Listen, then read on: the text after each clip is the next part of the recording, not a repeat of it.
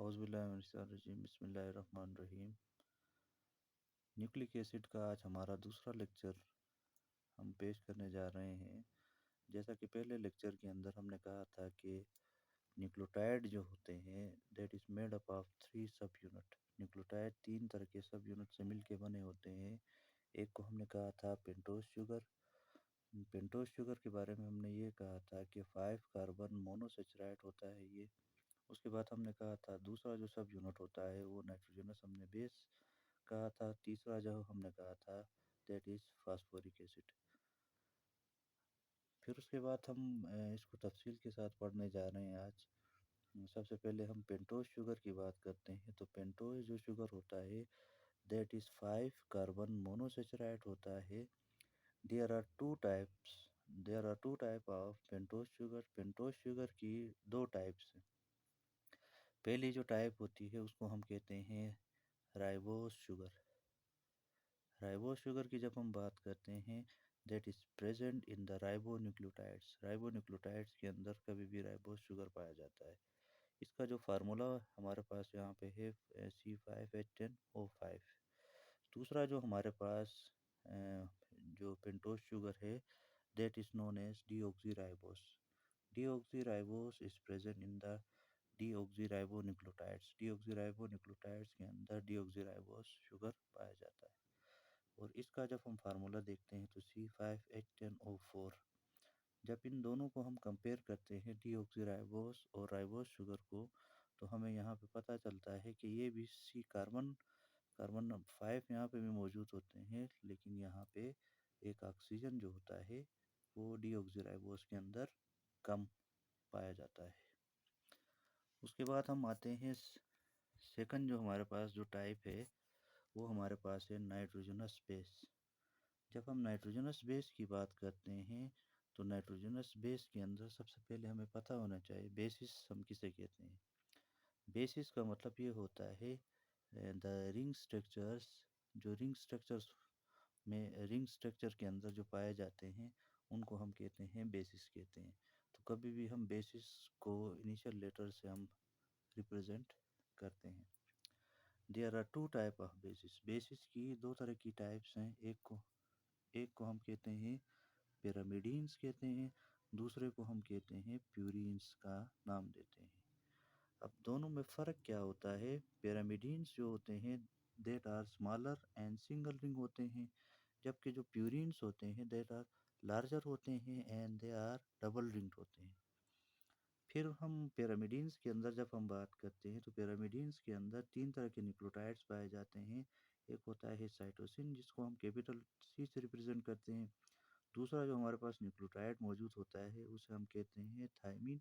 तीसरा जो हमारे पास मौजूद होता है उसे हम कहते हैं यूरोसिल। जबकि प्यूरिन्स के अंदर जब हम देखते हैं that is consist of adenine इसके अंदर मौजूद होता है और गवानीन जो होता है इसके अंदर मौजूद होता है। उसके बाद जब हम देखते हैं डीएनए के अंदर डीऑक्सीराइबो न्यूक्लिक एसिड के अंदर 4 तरह के न्यूक्लियोटाइड्स पाए जाते हैं adenine, thymine, cytosine and guanine. जबकि आरएनए के अंदर जब हम देखते हैं तो आरएनए के अंदर एडेनिन, यूरोसिल, साइटोसिन और गवानीन पाए जाते हैं। जो टी जो होता है that is replace by uracil. तीसरा जो हम सब यूनिट की बात करते हैं न्यूक्लिक एसिड के अंदर वो हमारे पास है फास्फोरिक एसिड। फास्फोरिक एसिड का जब हम फार्मूला देखते हैं तो H3PO4 इसका फार्मूला है। न्यूक्लिक एसिड के अंदर जब हम देखते हैं तो न्यूक्लिक एसिड का नाम न्यूक्लिक एसिड गिव्स अब न्यूक्लिक एसिड के अंदर जो इसकी करेक्टरिस्टिक जो शो होती है acidic characteristic due to the presence of the phosphoric acid. Phosphoric acid की वजह से ही हम न्यूक्लिक एसिड कहा जाता है। न्यूक्लिक एसिड जो इनके अंदर करेक्टरिस्टिक पाई जाती है इनके अंदर खुसूसन they form the ester linkage. इनके अंदर एक ईस्टर लिंकेज होता है जो with the OH group of the pentose sugar के साथ अटैच होता है। जब इसका हम स्ट्रक्चर देखते हैं तो स्ट्रक्चर के अंदर ये हमारे पास पेंटोज शुगर है, इसको हम कहते हैं pentose sugar and this is carbon number 1, carbon 2, carbon 3, carbon 4 and carbon 5। Carbon number 1 में जब हम देखते हैं तो इसमें बेस अटैच होता है और कार्बन नंबर 5 में जब हम देखते हैं तो that is link with the phosphoric acid. ये जो फास्फोरिक एसिड के साथ यहाँ पे लिंक होता है। यहाँ पे जब हम देखते हैं ये पी और कार्बन के दरमियान में, जैसा कि पी ओ सी के दरमियान में ये हमारे पास जो नज़र आता है that is known as ester linkage. इसको हम कहते हैं ईस्टर लिंकेज कहते हैं।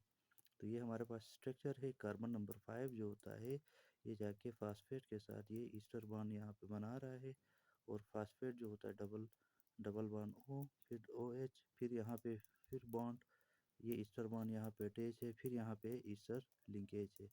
जैसा कि हमने पढ़ा था एटीपी के स्ट्रक्चर के अंदर, एटीपी के स्ट्रक्चर के अंदर भी सेम ही यही लिंक अटैच होता है। कार्बन नंबर 1 में एडेनिन ग्रुप अटैच होता है, और कार्बन नंबर 5 में फास्फेट जो बॉन्ड होते हैं वो अटैच होते हैं। ये था हमारा आज का लेक्चर।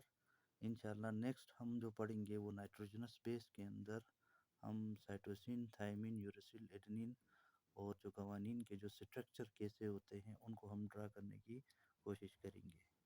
आप सब स्टूडेंट्स से मैं ये रिक्वेस्ट करता हूँ कि मेरे चैनल को आप लोग सब्सक्राइब करें, और जो बेल आइकन है उस पर आपने क्लिक करना है, ताकि नेक्स्ट जितने भी हमारे लेक्चर्स आएँ उनको, जो लेक्चर्स जो मैं डाउनलोड करूँगा इंशाल्लाह वो आप तक पहुँच सके। Thank you.